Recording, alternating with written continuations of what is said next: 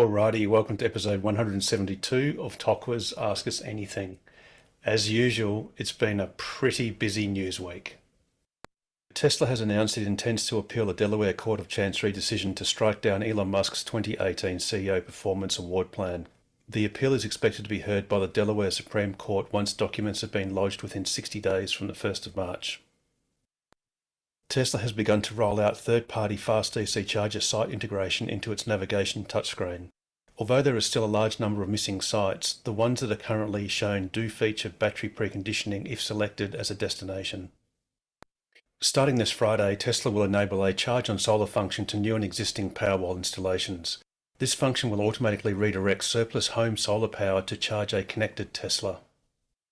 Van Life EV nomads, who we'll call Shane Parker and Sarah White, have successfully completed the first ever circumnavigation of Australia in an EV towing a registered caravan.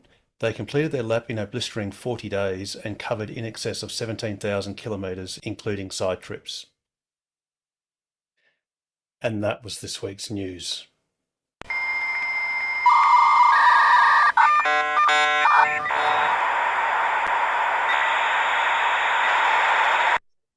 Indeed it was, and welcome everyone to an episode of Ask Us Anything. And as soon as I can take this spotlight off, we'll get back to the regular program. There we go.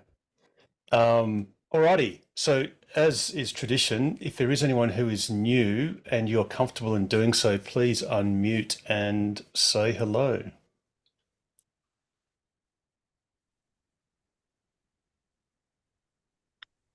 Hello. I'm John. Yes, indeed. I've been observing for a few, how long is it? 6 or 8 weeks or something.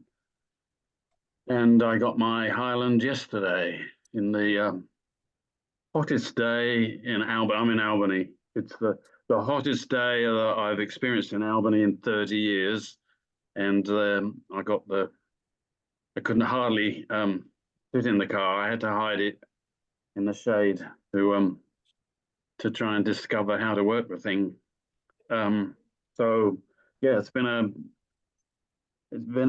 interesting couple of days. It's baptism of fire, almost literally. Absolutely, just phenomenal yesterday. It was, as I say, I think it was 44.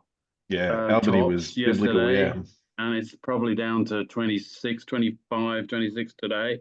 And actually, we had some rain, so thank God for that. And I was able to get out and use the car a bit. So, yeah, it's been going well.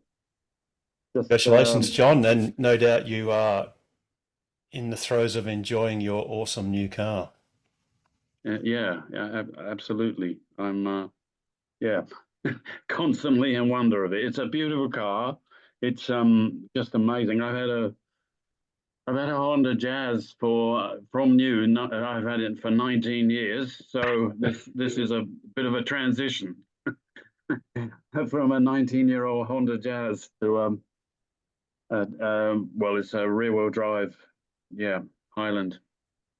But, fantastic, fantastic. It's great. Once again, congratulations, and what we'll do a little bit later, I'll ask for someone else or anyone else to say hello as well, and then a bit later on, if you've got any burning questions or even anything that you're curious about, absolutely holler out and ask us some questions. Sure. Speaking of other people, is there anyone else who is new and is comfortable in unmuting yourselves and saying hello?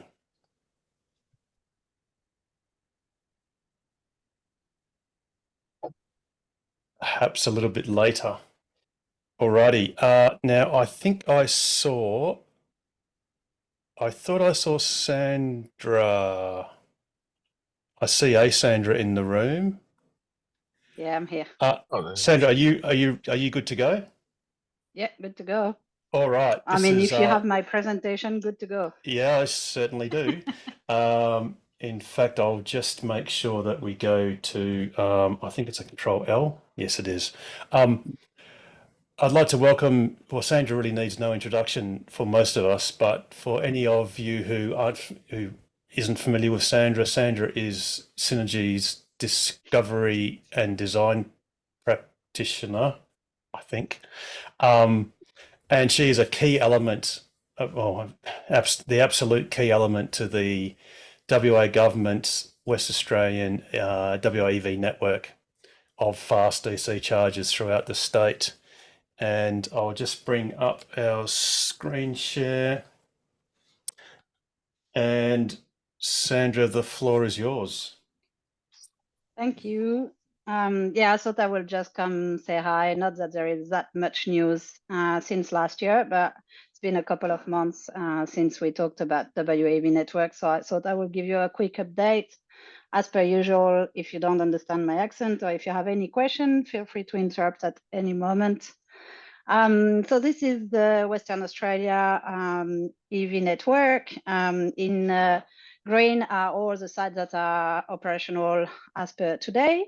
In orange are the ones that we have started construction. So it could be completely at the start, like civil works just started, or it could be already like Ravensthorpe since the 9th of October, just waiting to be energized. So it's everything in between, it's in orange. And in yellow are the ones that we still need to start construction for. As you can see, there is two different blues. The dark blue is Synergy operational chargers, while the other one are under Horizon Power. So I'm trying most of the time to provide up-to-date information for Horizon Power, but it's not always that accurate since we are not working in the same companies.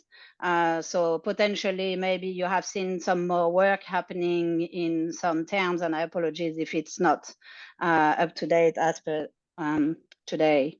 So as you can see, we are already more than halfway through with 26 operational charger out of 49. And we have a good 11 one under construction in the Swiss. So the one that is looked after by Synergy. As you can see, we have only two that haven't started, which are Kalbarri and Northern. Kalbarri has a bit of a history because we went really well with Kalbarri a long time ago. And then we had an issue with customer complaints regarding the site selection. So we had to restart the whole process. And that's why now it's at the end of the project. But it's getting along well. And we are thinking having it operational by the end of Q2. So if you go to the next slide, please, Harold, I will go into more details. So the latest site that went live were Jerramangup and Hayden, both of them being drive-through. I think a few of you have already used it and they are really well used. Really happy that Jerramangup opened up because it opens really the road on the south, and Hayden provide just a good alternative as well. So we still have Brookton that we are waiting for, and Ravensthorpe obviously to go through Esperance and so on, but it's really good site. So very, very happy with these ones. Any questions so far? Yes, Sandra, Norseman, that's yet to start. No, yes. Sorry, Norseman. Northern. Northern, that's right, yes. Yeah, Northern is yet to start, and this is not no one's fault really, but Northern is really redeveloping the whole area where they want to put the charger. And therefore, we are waiting for the Shire to finish their work first before we can do anything, because they are really revamping the whole area. So it's, I guess the EV charger is really a little part of their whole project. And so that's why it's quite delayed, because we are very depending on this whole project that seems taking quite some time. So Northern, to be honest with you, will probably be the last one done on the Swiss. Okay, thank you. Yeah, no worries. So what's next? By Q1 2024, so which were end of March, as you know, when the minister provided this EV network, we were supposed, Horizon Power and Synergy were supposed to finish the whole WAV network by the end of Q1 2024. However, we have been delayed on some sites. And I will come back on some of the reasons why, but that's why now we are asking for a delay until end of June, so end of Q2. And for on the Swiss, and I'm speaking only for Synergy here, but on the Swiss, the reason why we are particularly delayed is because for everything has been put on hold on the Western Power side, because as you know, we had really big storms and a lot of issue with electricity in January. And so everything that was in the pipeline that was not critical, and EV charger are not considered that critical when people don't even have energy at home, right? So all right, like Western Power has really to focus on what was critical, and so everything else went back. And so we have to reschedule all the works from Western Power from now on. So sometimes the schedule can take a few months. So some sites that were planned to happen in January and February, all of this has been pushed back. So that was the main reason why we asked for a delay, and that's why the Swiss will be delivered by the end of Q2. Any question on this particular reason? Or I'm sure you have heard about what happened in Kalgoorlie and how dramatic it was in January. So yeah, even if it's frustrating, I'm quite understanding on this regard for once. I find quite normal that they were focusing on what was really important, which was to just reestablish electricity for people. So with this in mind, in end of Q1, hopefully we will be able to operationalize Banbury, Margaret River, Kalgoorlie, and apparently on Horizon Power, they want to operationalize as well Fitzroy Crossing. Banbury was supposed to happen very soon, and it seems that with the heat wave, same Western Power had to hold on. So we don't have the date yet, but we still have the whole month of March to make it happen. So hopefully it will happen on time and we won't be delayed for this one. And Kalgoorlie and Margaret River, you probably, if you have been there, you probably have seen there is already the whole chargers, everything is ready. So we are just waiting now to switch it on. We already had quite a few vandalism in Kalgoorlie, so that's a massive concern as well. So we are trying to figure it out, what we can do to prevent it moving forward, because we already have vandalism before it's even operational, which is a massive concern, but we are very aware and we are working with the city of Kalgoorlie to try to find some solutions. And if you are going through the Margaret River site, which is just next to the RIC fast charger on Wallcliffe Road, you will see that the chargers have been installed, and we will install as well some noise barrier. So you will have kind of walls on the side of the chargers just to avoid and to be okay with reglementation, I guess. So the Margaret River site will look a little bit different. Any question or concerns or anything? Hi, Sandra. I believe the Coolgardie one may have been vandalised as well, as in the big bendy arm has actually been bent over. I don't think it has been bent over, like you're right, but actually it was bent over as soon as we removed the bag. So even when the cable was still tied up, for some reason, some of them, and we have seen it on other sites as well, for some reason, we don't know why. I think it was in Merredin as well, or Sasson Cross, I can't remember, one of them as well, when we removed, and there was still the tie, and yet we removed it and straight away it was touching the floor. And there is a kind of spring around the cable that's supposed to be able to be tightened up so that we can change a little bit. However, on this, for some reason, it doesn't work. So we are having a look at shortening the cable so that it doesn't touch the floor anymore. I quite like the long cables, just saying.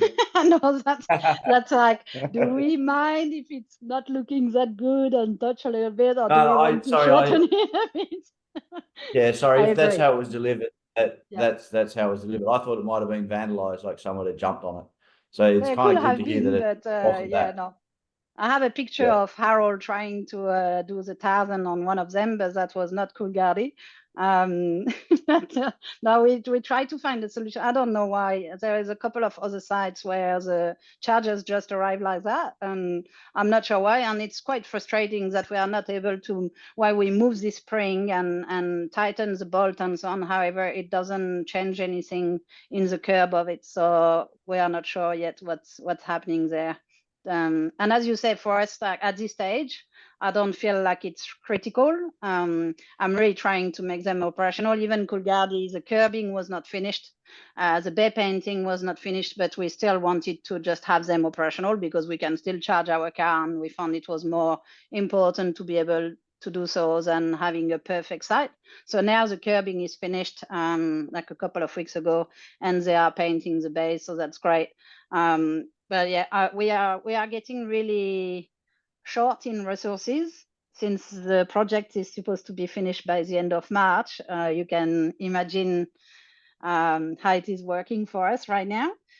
So to be honest, I'm the only one working full time on the project now. So I'm really trying to get to the critical points. And then I guess the little details I will have a look when I have the time, if I have resources. But yeah, but it's not vandalism. But Brookton has been as well played with. Someone has stolen our bag. So there you go. If you find someone with a bag, please bring it back to us. We have put bags in Kalgoorlie. However, we put the bags on the fast chargers, but we didn't put the bag, and it's a bit of a rookie mistake. I guess we are learning from our mistakes. But yeah, we didn't put a bag on the AC charger, and someone played with the stickers and all the decal and removed them and put them at different place, and like, yeah, you know, like they're just bored, right? Like it's for no reason. That's just annoying because we have to change the whole stand. So it's just, you know, little things like that. You're like, oh, really?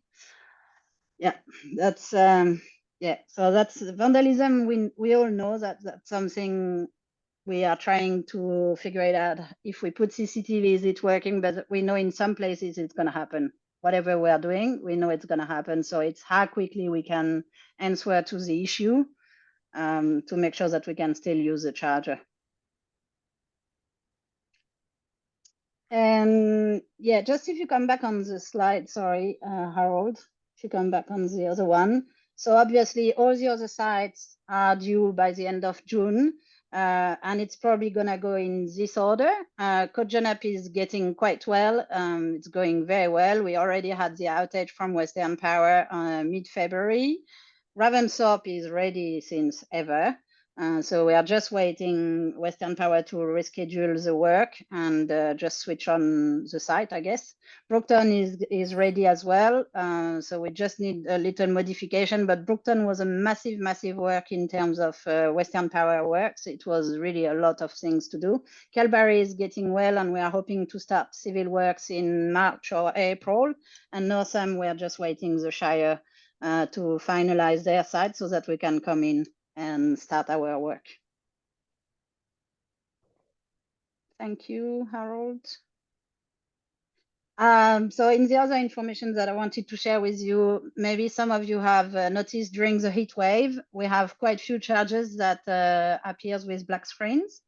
So we are aware of the issue. However, please, if you see a black screen, we have no way to know if you don't report it to ChargeFox because the charger is still working. So we don't receive any notification telling us that there is something wrong with the charger since it's still working. So if you don't call ChargeFox, then we don't know that the screen is black. So please report if you see anything. If you have a doubt, please call ChargeFox so that we can have the information. Also, we know that it's linked to the heat wave. We had some issues in Kings Park, some issues in Coolgardie, somewhere else, I can't remember now, Julian Bay, I think. So we are having a look to Julian, isn't it? Yeah. So we are having a look to retrofit most of the chargers with what we call a heat sink. We have done some testing in Kings Park, and since then, we had really good testing with the 43 degrees last week. So far, it seems that it's working. So we are really hoping that this will fix the issue. But if it happens, be aware as well that even if the screen is black, you can still use the charger. You can follow the instructions that are on the decal, so on the charger itself. And there is a message in ChargeFox as well as on PlugShare telling you that if the screen is black, you can still charge it and to follow the instructions that are written on the charger. So that shouldn't be too much of a disruption either. Any question on the black screen? No. Cool. And the other information, as you know, we are co-locating with Tesla in Albany. So we have 2 fast chargers in Albany with 4 bays, and next to us we will have the Tesla, and they are starting the works, and they will need an outage of a day. At the moment, it's only 1 day. We are hoping it won't be more, and it will happen on the 13th of March. So John, you say you were from Albany. Be aware that you won't be able to use these fast chargers at all on the 13th of March.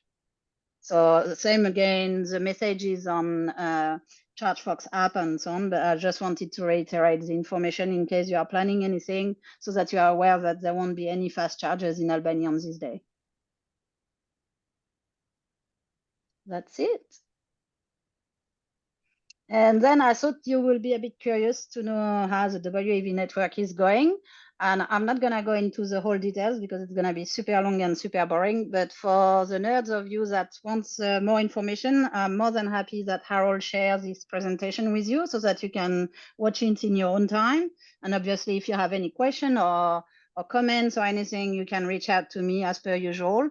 But I just thought I will give you a bit of a snapshot of the whole WAV network.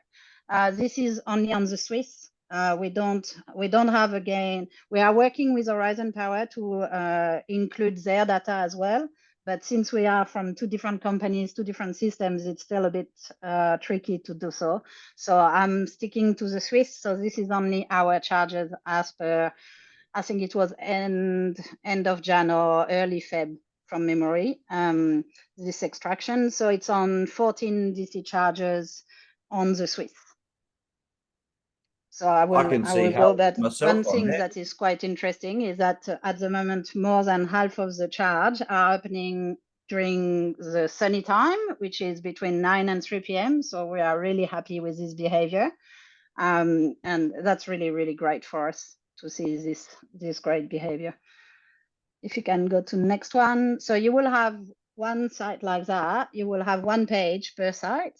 So, and it's by alphabetical order. So it's not any other order, it's alphabetical order.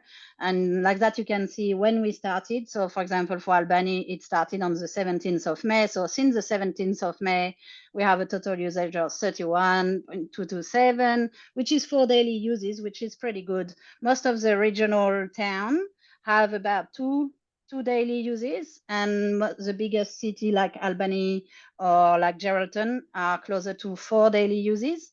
And then you smash it with Kings Park, obviously, which is near, I think, at 16 last time. I checked last week and we were at 16, so like 14 at this date when we did the extrapolation. But yeah, now we are reaching the 16 daily uses in Kings Park. So yeah. As I say, feel free to really have a look if you are more interested in the details, but I just thought it would be nice to have a look and see how it's working. We are very pleased to see that it's used even in small towns and so on, that it's used about 2 times per day in average, which is really, really good. And you will have the explanation as well how we calculate the CO2 abatement and things like that in this report. And I think that was it, Harold. I don't think I had anything else. That was the one from Horizon Power, so I was not able to include it, but just to give you a quick summary of the usage from Horizon Power, as you can see, no surprise there. Esperance is getting quite well. And then obviously it's only Harold using all of these ones, because he squatted the Horizon Power chargers for 2 weeks while he was stuck over there. Settle down, Sandra. I beat Harold to Derby. Here you go. Well, you guys are traveling during the wet season, so. Yeah, but Shane, you didn't get to use Warman, mate. I didn't get to use Warman, no, because Warman wasn't working. So I got New Year's Eve in Warman. There you go. So You what's will that? have to go back, That's Shane. about 60 kilowatt hours there, Harold. That'll be you one charge, you know. Yes, that's exactly right. And the Kununurra one got a bit of a hammering as well. I think that's called what is it? Oh, HP Depot, HP Depot, yeah. Horizon Power Yeah. Depot. Yeah. So, yeah, this is it. Is there any other question or comments? So Just on Margaret River, I'm assuming the RAC charger is staying there as well. So we'll end up with the WEV and the RAC old tritium there all in the same location. I assume so. I haven't Yeah. heard anything like they are gonna remove it or anything. I know that Cool. Cogenup wants to remove theirs, their tritium one, once WAV network and Tesla will be installed. It's been dead But, for 3 months, so I don't think yeah, that's a well, huge loss. I think when you say 3 months, you are quite nice with them. Generous. But yeah, it's on and off for the last 2 years. But hey, it was there and it was better than nothing, to be honest. Like it saved a lot of us for quite some time. So, but yeah, I didn't hear anything in Margaret River, so I believe that it will stay. Yes. Yeah. And Cool. it's really the next bay. We are just next to them. So Yeah. I took a photo. I was down there on the weekend. It looks pretty much complete. yeah. So I'm assuming that's just it's pretty waiting much for complete. Western Power. Yes. As most of them, yes. I wasn't going to go there, you know. But... Let's we go are getting there. there. I mean, it's good because you know we don't have that much work left except Northern and Calgary that haven't started. I mean, most of the sites that are in construction in the Swiss are nearly completed, to be honest. So that's great. In my regard, that's great because I have nearly no more resources. So it's good that it's done. Let's put it this way. Sandra, are you able to provide any advice? Because like a few others, I'm planning on taking my camper trail across the eastern states. That's why I was asking about northern, because that is something could make distance. The usual problem about the Nullarbor. Do you have any insights on that, when that's going to be done? I know it's Horizon, not Swiss, but... Yeah. So you're right, it's Horizon. And at the start of the project, so Baladonia, Kaiguna, Madura, and Eucla were not planned. So they get a 6 months extension from the minister. So last time I heard, they thought they will be a little bit delayed and they will keep this 4 as the last one, it seems. Last time I talked with them, that was still on the map as the last site that will be done. And I heard that the WAV network should be finalized at the end of August on the Horizon Power side of things. That's what I heard. Okay, thank you. Bit late for April trip, but hey. Be done in time for the AEVA National Conference in Tasmania in November. We can all use them then. Yeah, that would be perfect. I can assure you that you will make it no worries across the Nullarbor without them. It'll be a bit slower, but I can assure you that it's possible. Brum, Shane. Brum. Faster the better. Righty. Well, thank you very much, Sandra. That's excellent. Pleasure. And you know, Thank you. it's mixed. It's a bit of mixed news as far as Western Power, unfortunately. Some of which is completely understandable and, you know, appropriate. And then I've guessed perhaps with sites like perhaps Ravensthorpe, perhaps less so, because after all, it was the middle of October when that site was completely ready to go, except for a jolly green box. But hey, these are the That's things when that I put happen. myself on mute and say good night, everyone. All right. So thank you very much, Sandra. And once again, Sandra is Synergy's design and discovery and design practitioner. Sorry. So thank you very much, Sandra, for once again giving up your time to give us a report. That's fantastic. My pleasure. And if you have any question or concern, or if you see anything that we need to know, please feel free to reach out to us, because sometimes we are still learning. It's not perfect and we are very aware of it, but if we work together, we can make it better. So feel free to reach out. Thanks, everyone. Have a good night. Thanks, Sandra.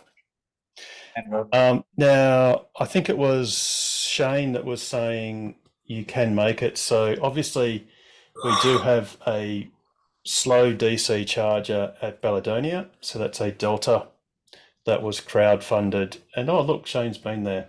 Fancy that.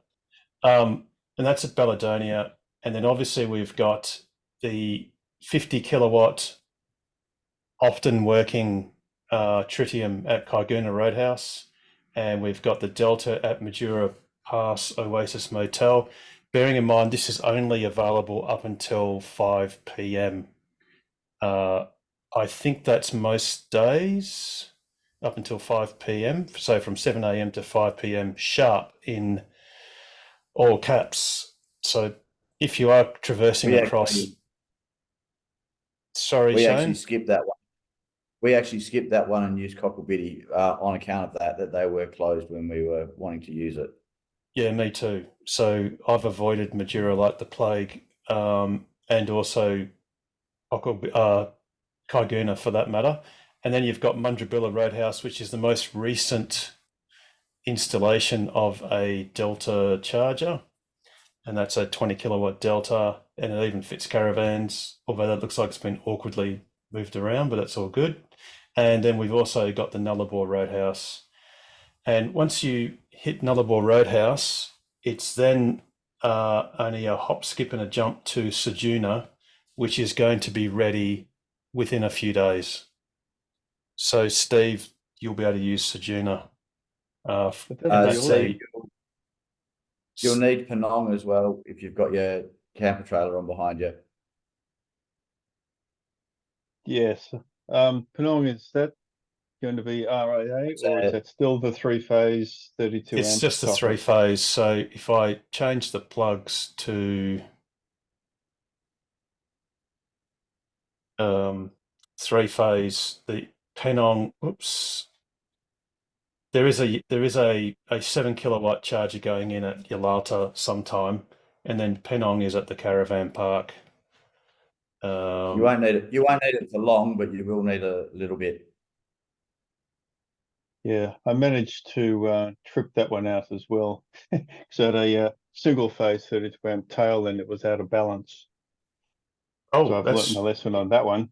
That's interesting because I've pulled fairly hard on that, albeit on 3-phase, but I certainly pulled fairly hard in it and it held in. So that's interesting. No, Yeah, I I ended think it up doesn't. running I think a it doesn't like the extension cord. imbalance rather than the load. Yeah. Yeah, there was the imbalance. I had to run an extension cord in the 15 amp and get a slow charge overnight. But you do what you have to. Yeah, and obviously once you've gone past, once you've hit Sejuna, which, like I said, will be up and running in just a matter of days or a couple of weeks, or you could alternatively use Streaky Bay, and it's only a 38 kilometre diversion to go up to Poochera and back on the highway. You've then got Woodner, Kimber, and it's all just milk and honey after that. You've then got a 200 kilowatt charger, bearing in mind that there are actually 4 nozzles and they all go back to one standard 200 kilowatt chem power, which means if there are 3 cars charging, you'll share that 200 kilowatts. The right hand nozzle is a Chatamo, so that's going to be functionally useless, so that will be a wasted bay. So at most you'll probably have 3 real cars charging at Port Augusta. And once you get past Port Augusta, you're into Clare, and then it's just superchargers all the way to Rockhampton. So it's We're all actually just thinking of going around the Eyre Peninsula as well, rather than go across the centre by Kimber, which we've done a couple of times. So we'll actually a bit of a scenic tour. So from Streaky Bay, continue south. Tumby Bay's. We went through that way. Yeah, we went through that way. You got a couple. We got one in Tumby. You've got a couple up the coast there as well, and they're all pretty well within reach. We went in through Woodena, but I think Elliston is coming online in the next month or two as well, so you can properly follow the coast. Yeah, awesome. Latest upgrade, completion by early March. Yeah. For Ellison. So yeah, within the month. Within the month. So So yeah, so Steve, you'll be able to use Elliston and then Tumby Bay, and there's plenty of 3-phase around, and there's also, I think there's some of the RAA stuff, the slower stuff around as well. Oh, or maybe not. But you've also got Tesla destination charges around. Well, I thought there were more than that, but anyway. So we'll be overnighting in most of the caravan parks anyway, powered sites. So we just want the faster charge to keep us going during the day and slower charge overnight. Yeah, absolutely. When are you leaving, Steve? The plan is mid to late April. All right, yeah, we're leaving Good Friday. So Yeah, no idea what that is of the week or the month, apart from. that's Friday, the 30th of March. So first of April. Okay, you'll almost certainly beat us away. Yeah. Something to check if you've done any long distance driving is the state of your radiators. I don't have a video of just looking down the guts of a Tesla radiator, but this is one that's been sort of opened up. Ooh. And it is absolutely chockers. I think And that, the way that needed a trigger warning, Harold. Yes. The way I found out was my fan was just running on full bore, just with the aircon on. So that was quite a job to do that. If you are sort of a handy person, you can do it yourself. If you don't wish to do it yourself, you can get Tesla to do it for about $350 as a service item. And if you want to describe, sorry, I was going to say, if you are a handy person and you've got a Model 3, a lot of YouTube things will tell you need to take the bumper off to get the cover off. That's not true. There's a couple of mounts on there that you can undo and still get at it without taking the bumper off. so it's something, suffice to say, look, that car, that's my car, and it's done 91,000 Ks in various places. So I am going to buy a third party. It's like a flywire grill that goes in front of the intake. So I won't have to clean it that often again. But yeah, I was quite surprised, to be honest. It looks like a lot of flotsam from when you were fording those roads, those flooded roads. That's true, and I would have possibly thought that, but Shane had very similar results. Yeah. Yeah, my car's done 105 or 106, and he looked very, very similar. I might have even had a little bit more than Harold. I think I had more grass seeds in there than what he had. I don't know if you got the still of what mine looked like, Harold. Oh, maybe not. It looked very much. You look very much the same. So it wasn't Harold's aquatic adventures that caused the problem. It's just grass seeds. And yeah, just because a certain Tesla got into the Northern Territory Times didn't necessarily mean it was all true. Oh, here we go. What you're saying, media doesn't tell the truth all the time. Well, here we go. So, right. This is Shane's close-up. So you can see all the seeds in there and rubbish. How do you blast them out? That photo there at the end, that's what I took out of it. That's what I managed to vacuum out of it. It actually blocked the vacuum cleaner up. So the photo with the grass seeds on it, that's actually after I'd cleaned most of it off. And that one there is where I've cleaned the top part, and I've actually lifted the little plastic cover that's at the bottom. Yeah, sorry, Harold. Yeah, that one there. That's whoops. No, sorry, there. No, that one there. No. Oh, hang on, sorry. Which one do you want, Shane? That's what that one. The one that no, not the next one. That one. That one there is where I've actually lifted the little plastic cover up before I cleaned anything. The top part I've actually already cleaned it just by vacuuming it. But to get all those grass seeds out, I ended up having to get the air compressor in and pressurizing it from the backside to get them all out. Oh, And there was, no. yeah, it actually blocked the vacuum cleaner, filled the vacuum cleaner up. Yeah, so just that's really a public service announcement that do have a look, and you'll find if you actually look down the guts of your lower down intake, well, it's the only intake you've got, you can get a pretty good idea if there are a lot of leaves in there. And if there are, do Google it. If it's a Model Y, it's actually not too bad. If you've got a jack, and I just used a few paving bricks to chock the car up. I actually had 2 jacks, jacked the front end of the car up, and then put some pavers and stacked them underneath just as a safety feature. It was still basically being held up by the jacks, but just in case. And you've got to pop off a few under the plastic panels underneath, take your frunk out, loosen the mount for the radiator, and unclip the housing, and you can clean it yourself. It took me probably about 4 hours from start to finish, working slowly by myself, doing it for the first time. But otherwise, just I would say that Harold works slowly and takes too much. That does too much, because I didn't even use a jack, and I had it done in 2 hours. Also doing it by myself and watching YouTube to figure out how to do it. Yeah, well, Just saying.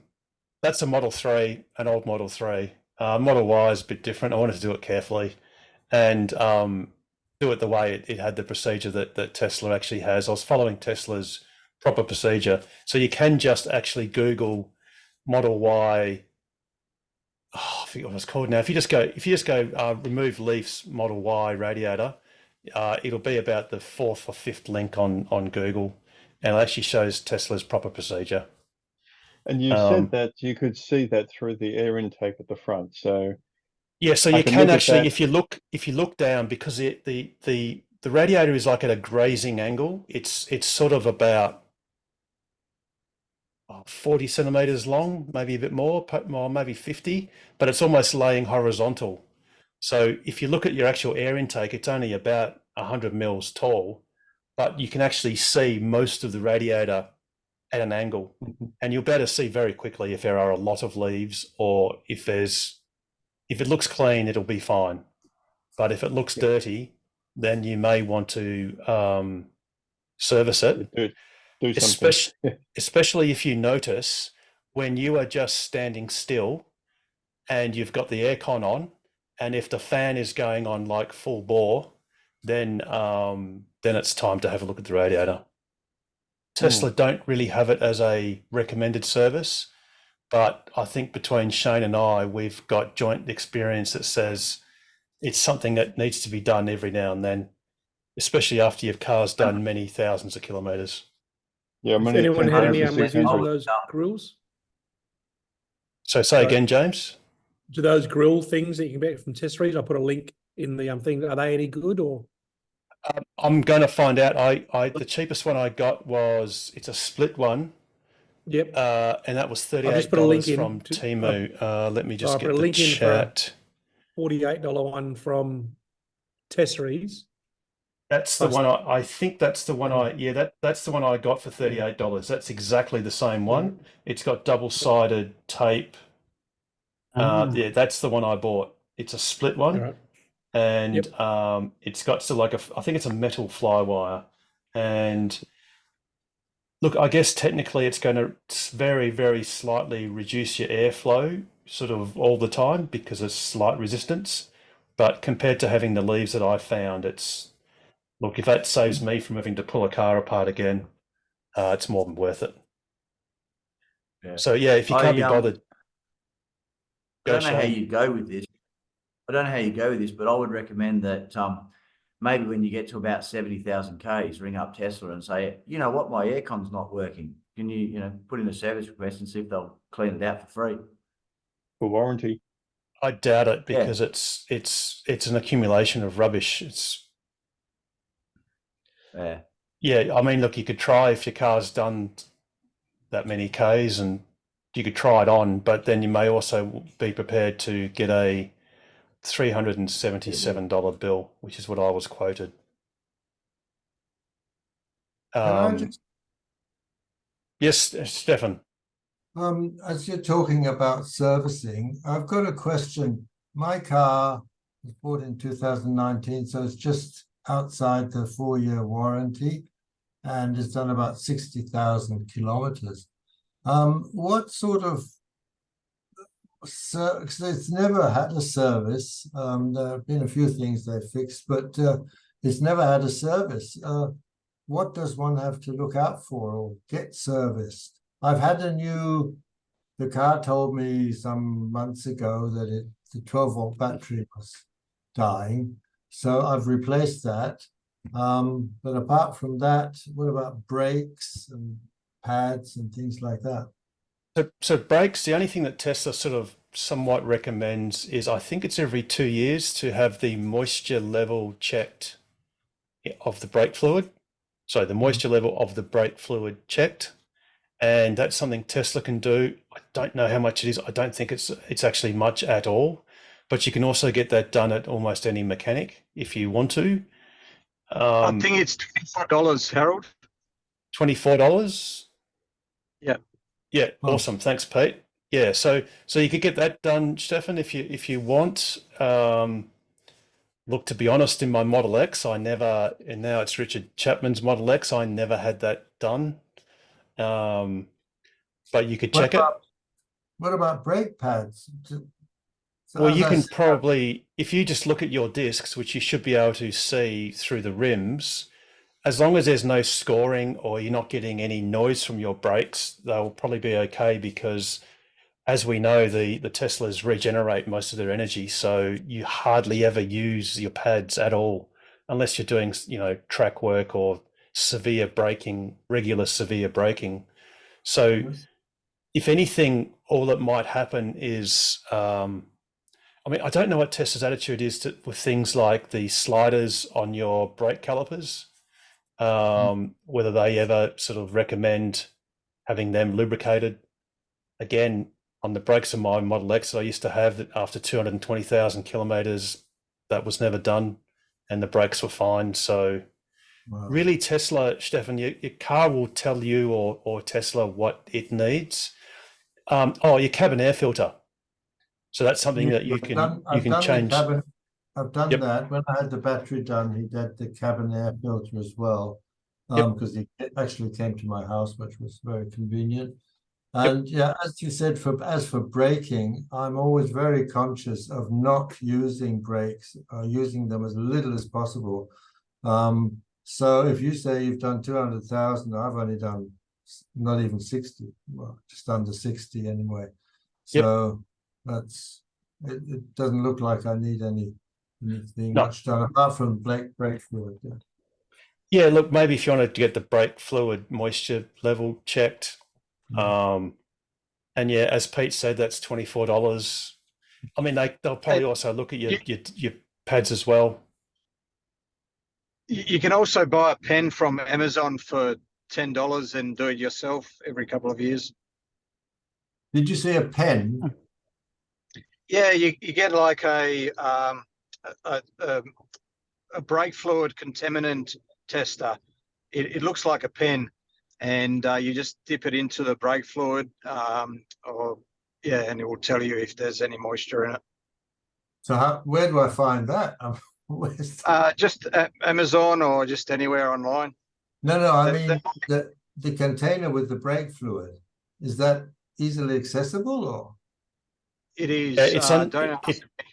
It's on the left-hand side. If it's on the driver's side, if you take that black panel off, next to your windscreen in the front, that just unclips off, and then your brake reservoir will be basically above where your brake pedal is on the right-hand side of the car. The tester is something like this. I mean, this one's $16, Yeah. delivered, and I could have it tomorrow if I order it in the next 14 hours. And it's just a probe, and it just checks moisture content of your brake fluid. Yeah, I'm on Amazon, so that wouldn't be a problem. But Okay. but again, you could just take it to Tesla, pay them $24. You could also ask them if you wanted just to check your brake pads, but I'm Yeah, sure they'll say they're fine. So, amazing. and I don't think they'll charge very much to do that. Maybe don't think I'm On- attractive, but I have been looking at other electric cars. All of them seem to need servicing. No, that's not entirely true. No, All of them, so as to provide the dealers who distribute them a means of ongoing income, are said to require a service, but it's difficult to imagine what is actually being serviced for the money that is being spent. It's yeah, just that they are still being distributed by mainstream dealers, and it's like a concession. I think the Hyundai Kona Electric has like a half price service, but I literally don't know what they could possibly be doing, because there's no engine oil, no refrigerant, no coolant, no hot Yeah. coolant that needs to be changed, no filters that need to be changed. So But if you it's if you don't do it, I mean, does it affect the warranty then? possibly. So Yeah, if you're going to buy another brand of EV, then at least you know what you're up for. You are up for an annual business continuation fee for the dealers that sell those cars. Can I just butt in here as well? Because I've got a Nissan Leaf. I put thing in there. I get the 6-monthly reminder to come and get it serviced. When you ring up Nissan, they have an offer, fixed price. Come in and get your car serviced for $180. And so I rang up to do that, and then you bring in the Leaf and they say, "Oh no, this isn't eligible," and they want to charge you $260, not the $180, even though the $180 one has free oil. So I got them to do the $180 service and got the free oil. Thank you very much. What, you got a bottle Anyone of oil, wants did some you? oil? Yeah. I just cancelled that service, rang up somewhere else, just booked it in, and yeah, they gave me the free oil. I said, "Oh, you don't need oil." I said, "Mate, free oil. Can I have it, please?" yeah. My daughters were Outrageous. very happy. But yeah, it's outrageous. It's just a business model. I just wanted to do it to make sure the discs weren't worn out or anything like that. Yeah, yeah. And thank you. All right. That Yeah, was absolutely. good. That is quite ridiculous. I did get a photo before. This was my thing before I started flopping around. So you can see it's pretty much profoundly gummed up.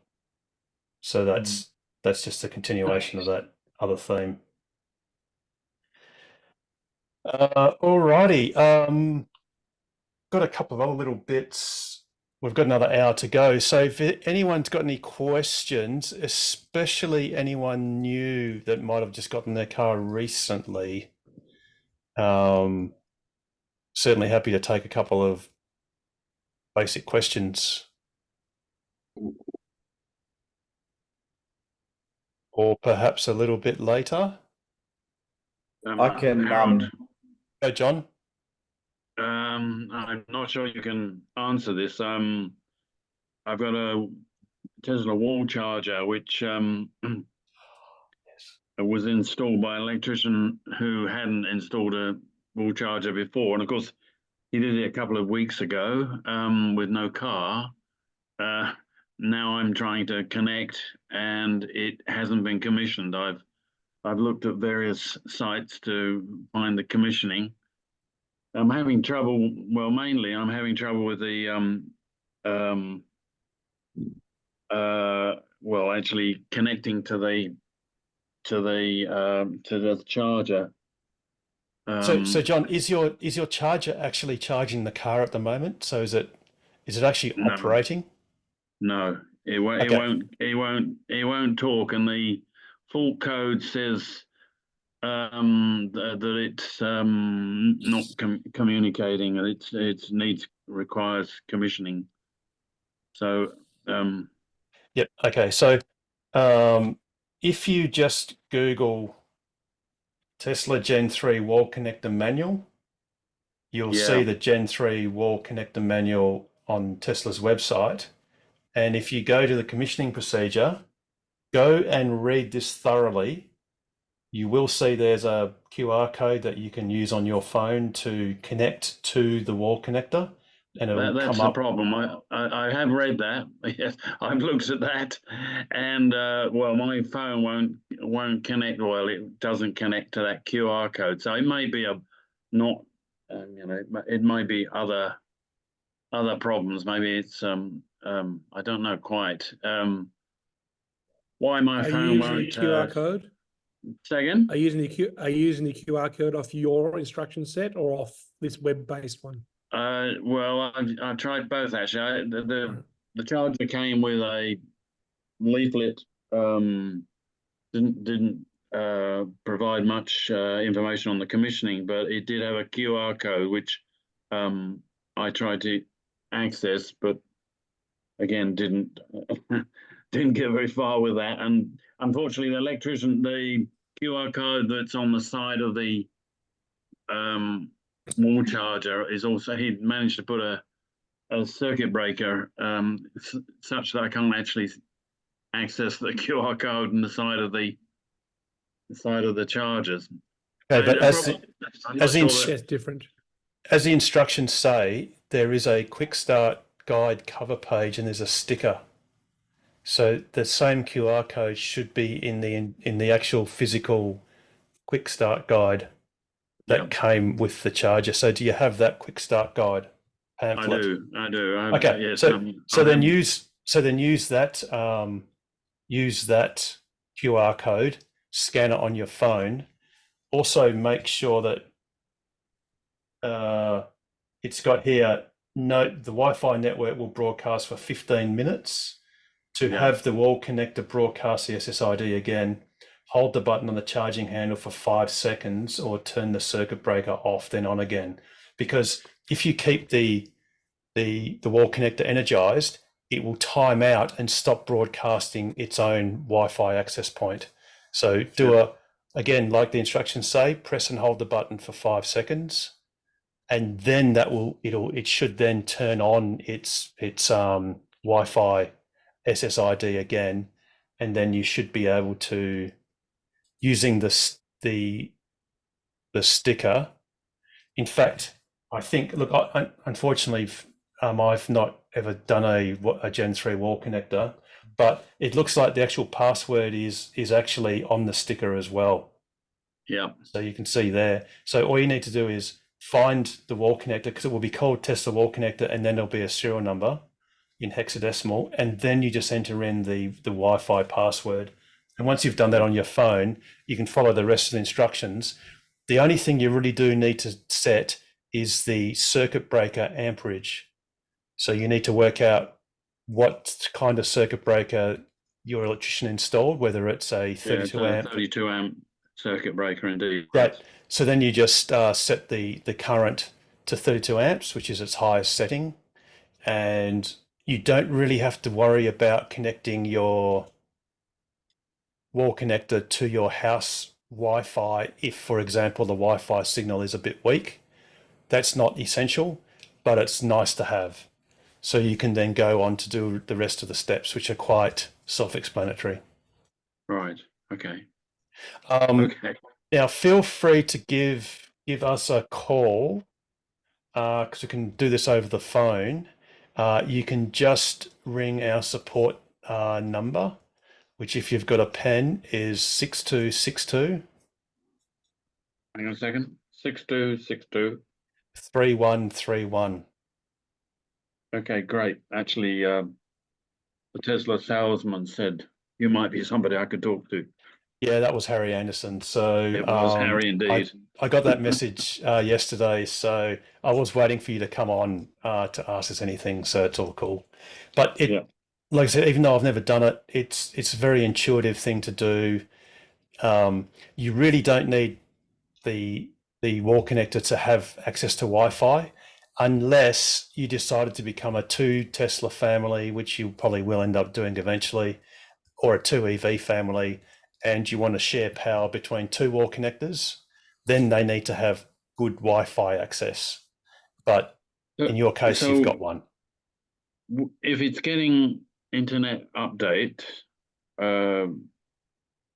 is it getting that through my phone or through the car? You mean the wall connector? Yeah. Well, I think the wall connector can get updates both ways. I think it can get it from the car as well as itself if it's got Wi-Fi. But like I said, don't stress too much depending on your situation. Do try and connect your wall connector. Once you've set the current, which is the most important thing to get it running, then set up and try to connect it to your home internet.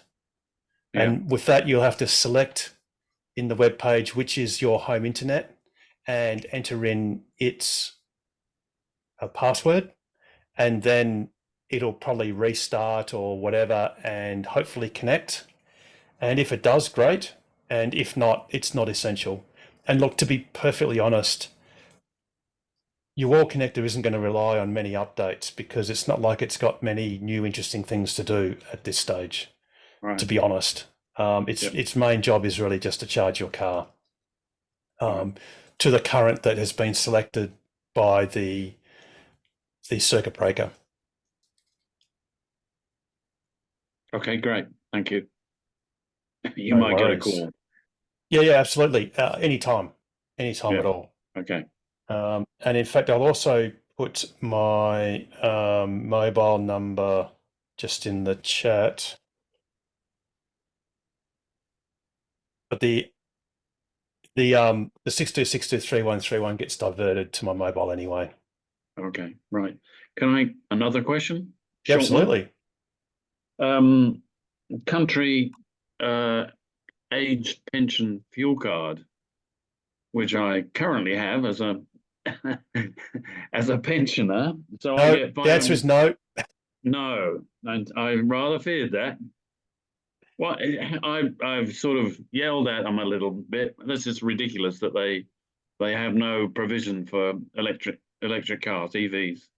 Contact the Honourable Minister for the Environment and Energy, Reece Whitby, and say, hey, or your local member, better still, and say, hey, this is an emission. You should get some credits for the WAEV network and get a discount on fast DC charging for the times when you need to drive up to Perth. Yep. Okay. But you're right, that is an emission, and it's a benefit to all seniors that they get a discount on fuel, and you should get a discount on the WAEV network. That should be able to be done. Yeah. Okay. I'll start agitating. In fact, we'll raise that with Sandra at Synergy, because she's part of the WAEV network. Yeah, great. Now, before you do another question, I've got to go back to James because he's patiently got his hand up. James. No problem. No, mine's a discussion about the trip to Tasmania later in the year. I'll put a really rough itinerary together, see what interest there is, but let's keep on going with questions from the public. Yeah, cool, because we'll do some road tripping stuff. Yeah, that'd be great. We'll do that in the last half hour of this segment. That'll be cool. All right. Sorry. So has anyone else got any other questions before we throw back to John, perhaps, who might have some more? Yeah, I've got just a quick one. Yes, Penny. Oh, sorry. Yeah, go, Penny. I still haven't got my Tesla, but I'm certainly learning a lot about it. I would like, because I'm going away, I basically want one at the beginning of June, or the nearest time. When should I be putting in my order? Are you looking for a Model 3 or a Model Y? A Y. Look, I guess the easiest thing to do in that case, if you've got a specific window, quite a narrow window that you want to actually get the car for whatever reason, it's probably easy just to go to the showroom and talk to one of the salespeople. It's Tesla. Generally, when you order the car, not all the cars that are on the ships that come into Fremantle are necessarily allocated prior. They sometimes have sort of like loose stock, which can be, so for example, if a ship has just arrived recently and you place an order today, there is a possibility, depending on what configuration you've ordered, that you could receive that car in a matter of just a couple of weeks, depending. There's sometimes an inventory car that pops up because of a cancelled sale. But if you want something in June, you're probably best off, and not before June, you're best off just going to the showroom and talking to one of the salespeople and just saying, this is what you want to do, and ask them for advice. And they may say, look, they can sort of jiggle it around a little bit, or they may say, look, you've got to take the risk. And if it comes a month early, we need you to order it, to take it. And it may not come until July. So, yeah. Actually, Harold, what you said initially is exactly right. So, yeah, I had a friend who was in a similar situation. They couldn't take delivery of the car for about 2.5 months. And that's exactly what they did. They just went into the store and spoke to one of the reps, and they were able to shuffle a few things around to ensure that they got the car when they actually wanted it. So, okay, I'll do that then. Thank you. And also, the Tesla website for WA and the inventory shows quite a few Model Ys for a range of colours and models. So that way you can get one at the time you want, perhaps. Okay, thank you. I'll throw to you in 2 seconds, Mark. Just be careful with some of the inventory ones. At the moment, there are still, I don't know about June, but at the moment there are still $3,500 WA government rebates available, but you must check for instance, a Model Y. The only Model Ys that qualify is any standard range Model Y that only has one option. So that option can either be a colour of the paint or colour of the interior or wheels, but cannot be any two or more of those things. Otherwise, its dutiable value will go above the $70,000 threshold, and that will then cost you $3,500 for that extra option. So I do recall that some of those inventory cars, I recall one was silver and had black rims, which means it's got two options, in which case that would not have qualified for the $3,500 if that's something that's important. All right, so we'll go to Mark. Sorry, Mark. Oh, sorry, just a very, very quick one. In the intro, you mentioned that they were bringing out Charge on Solar, which I've been waiting for. What are the details on that? So actually, that was so that was announced. James Maitland and I were there. I just came back from there. It was at the Tesla store. They had a Powerwall presentation, and as part of that, they announced, I think it was the 23rd of February from memory. Charge and Solar is where you have excess solar available for export that you can divert into charging your car automatically. There is obviously a natural limit, so you've got to have at least 1.2 kilowatts of surplus solar, because obviously the car needs that as a minimum. But that will be available to Australian Powerwalls from the 23rd of February. I'll put it up on my... Fantastic. I've been waiting for this for so long. It's like... So have I. And there's an app update for that, Pete? Say again? Do you need an app update for that? Are we waiting for an app update to enable that? Good question. I'm presuming you would have to have an app update, but I'm not sure. That's a good question. The other thing is you will need the Wi-Fi to the charger for that as well, won't you? Presumably. Not necessarily. Not Could do it through the necessarily car. because the Powerwalls have Powerwall their could own- talk to the car directly through the Tesla API. But then via the Powerwall, because the Powerwall's got to be talking, hasn't it? That's something I'm correct. going to have to do. Yeah. The Powerwall has Probably its by own, the gateway. the Powerwall has its own cellular connection though, right? Because mine's continually moaning that the network, it can't get a Wi-Fi network connection, but yet it can still talk to everything quite happily. Right. Got some sort of Wi-Fi issue, but yeah, so it reckons it's not connected to anything here, but yet, yeah, it can communicate fine. I think there's even an option to say I don't have a home Wi-Fi. Yeah, I don't have a home Wi-Fi network is one of the options. So. I did see something about communication on the Powerwall. On the you had to have it linked or something. The Powerwall. Can't remember the exact wording, but I did remember seeing that on the American site. I guess it'll become apparent on this Friday when it's actually turned on. Yeah, and you'll brilliant. start getting people So reporting. Guide, I missed it now, Pete. What? Anything else happened that was interesting? Yeah, so just they mentioned, so they had a lady, Hannah from Adelaide, representing Tesla there, which was great for about the first half an hour. And there was naturally questions about Powerwall 3. So she said two things. So number one, not until at the end of this year.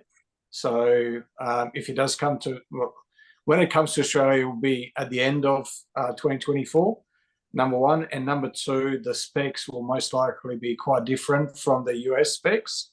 And what those specs are, that's, yeah, she couldn't tell us, and that's not, either it's not being made public. And they'll probably be limited by Western Power. Yeah, no, so, but yeah, for Australia generally as well. So, yeah, it's either they haven't decided on the specs as yet, or they're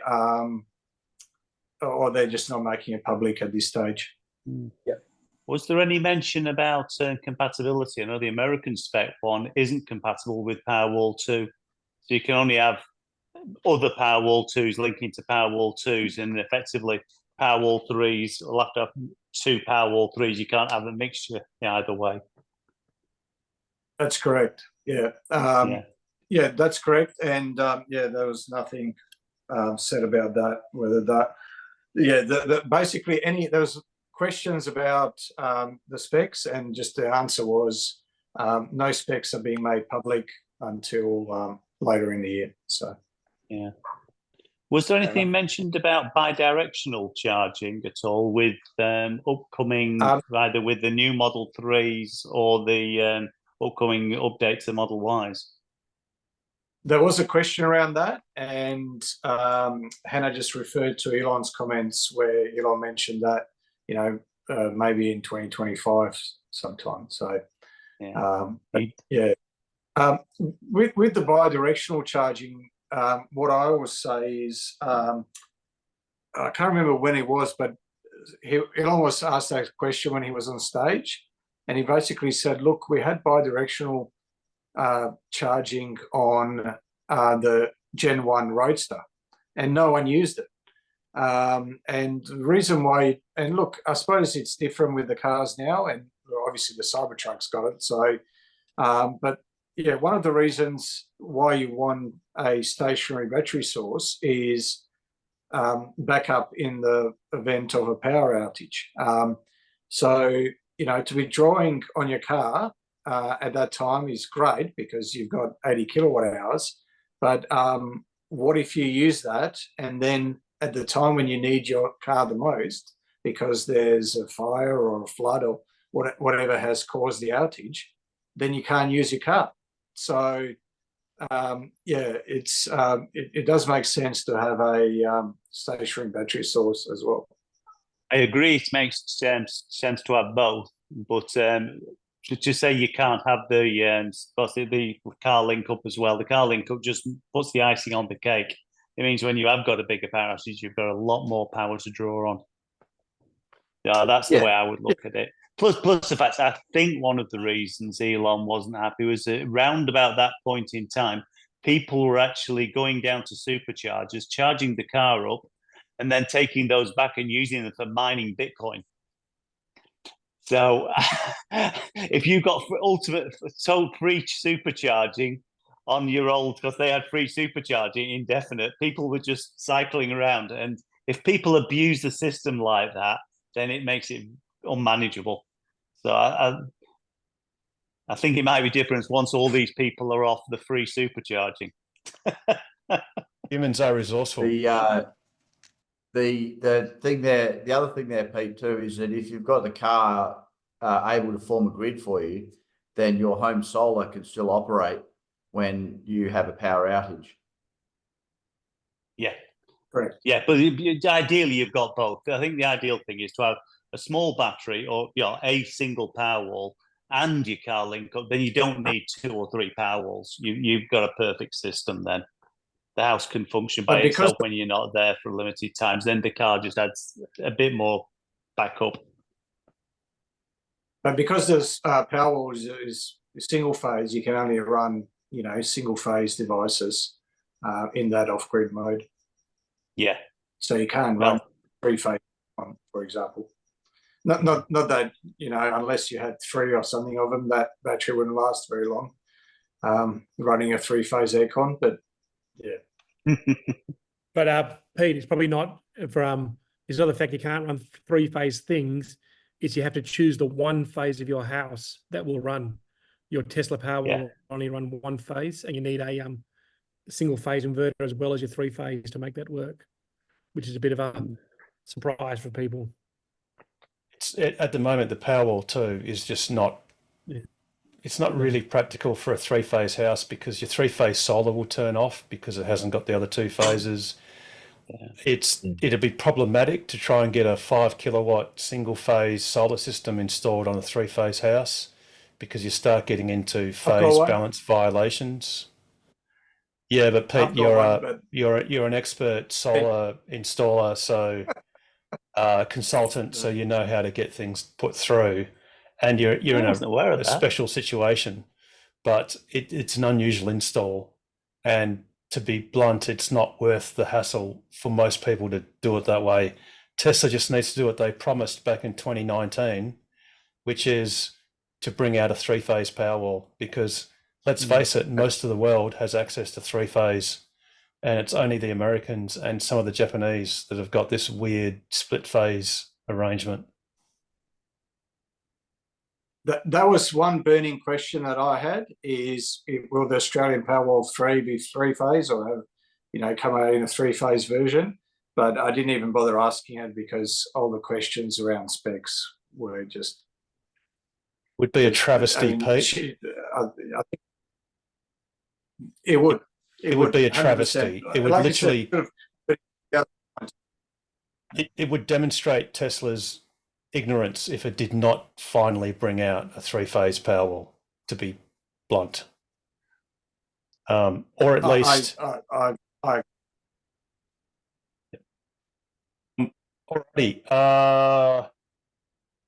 Before we, Shane. Sorry, Pete. No one's asked it, so I'm going to ask it.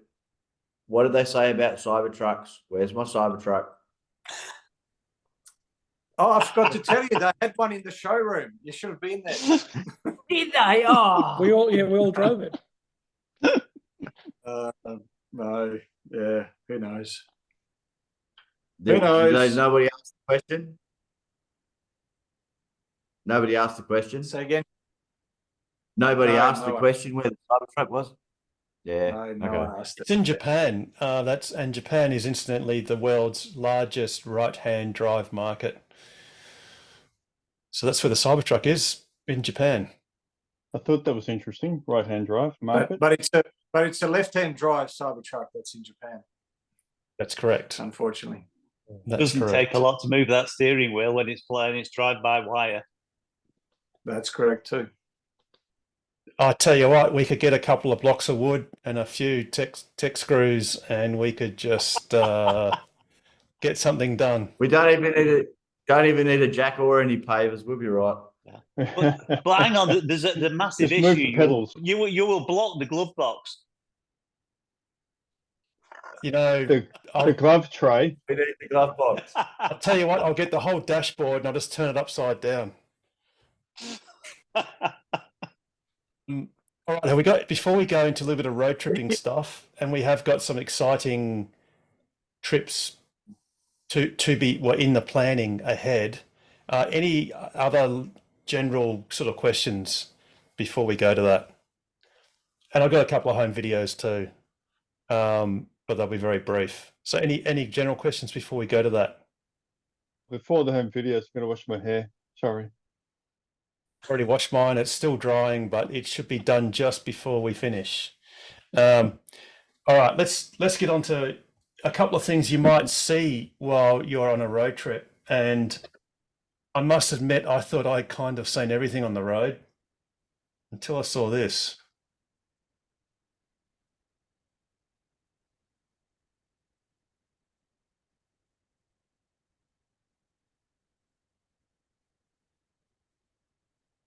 Ow. So I think that's kind of pretty self-explanatory. As it turns out, just when that happened, I was actually trying to hang up on my wife, well, just end a call, and the screen had hidden the end call red button. So I was sort of rooting around trying to look at it on my screen, and I only saw the tire about here. So I didn't even know where it came from. And I was on autopilot, obviously, and then just at the last moment, veered off, and it just went past. So that's certainly not something you'd expect to see in the Northern Territory. And then the last bit of home video is, it's a part of a PSA, and it's really weird because when I was at the 80 Mile Beach Caravan Park, two of the managers, they were actually a couple, and they were both ex-police officers. And we were talking about, you know, driving in the country and stuff. And one thing that they said was, one of the big issues they find is people using their high beams inappropriately, and you get a lot of risk of accidents when you've got cars coming in opposite directions with high beams on, and people get blinded and whatever. And it's really funny because that discussion was had about 3 weeks before this video, which shows someone, I was on low beams, and this is a car with an LED light bar and high beams on, which completely blinded me. This is in real time, and we'll see what happens next.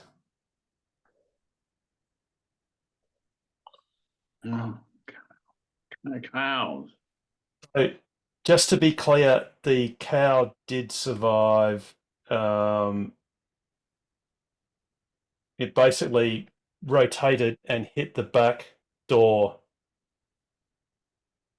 of the car. Well, that's one way of tenderising your rump steak.